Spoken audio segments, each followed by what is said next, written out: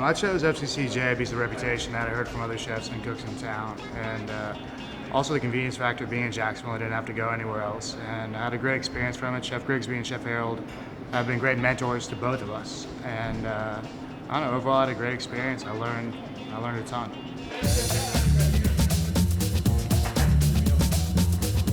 If I hadn't gone to FSCJ, to the Culinary School Institute of the South, there's no way I'd be where I'm at now, because the knowledge that you get in that process would take you years and years and years to get if you just did it, just going to workplaces.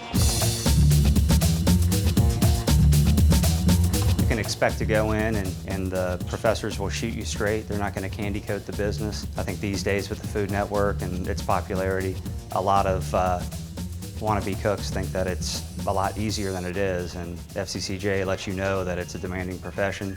They don't candy coat it. My first day of class, Chef Harrold asked who likes to have holidays off and weekends off, and a couple people raised their hand. It was like, well, you probably don't want to be in this industry. I had a great time at FSCJ, and the learning experience was wonderful. I had great chefs, Chef Grigsby, Chef Harrold. It was fun. Sometimes I often think about just going to take refresher course, because that was some of the best times. Beautiful.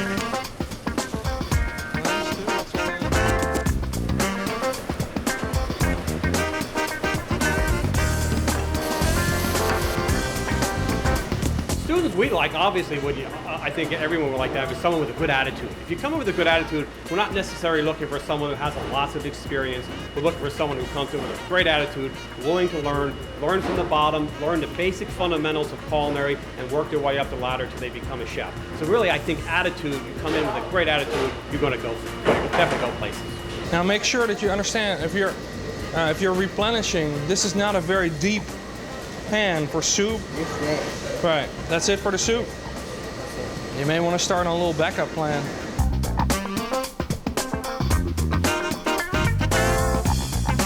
What we have going on here, it's a buffet catering class. They're typically second-year students.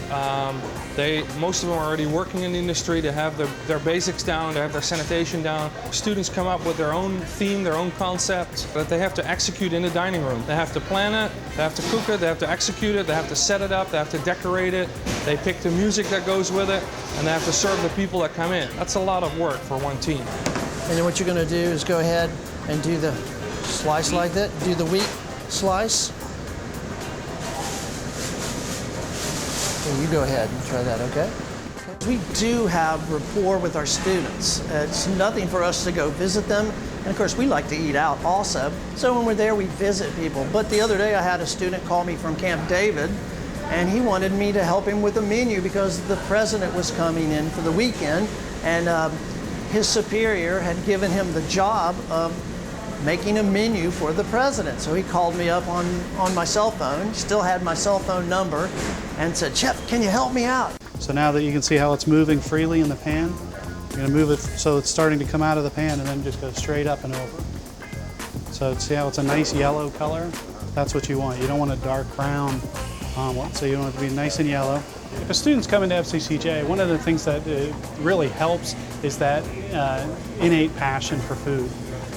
We have some people that come in and they do well and follow all the rules and do well. But I think the ones that are most successful are the ones that have that passion for food.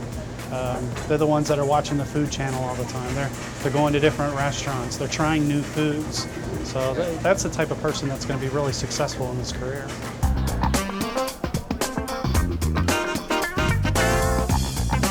This course is called Dining Room Management. This is a really important course in our curriculum. And what we do is we actually set this dining room up as a mock restaurant. We have real guests come in. To them, it appears like a regular restaurant.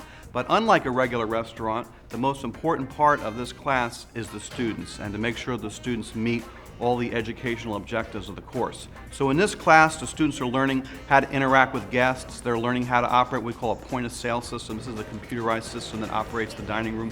We're also learning different styles of service: French service, American service, Russian service. So in many cases, the students' first experience in working what we call the front of the house.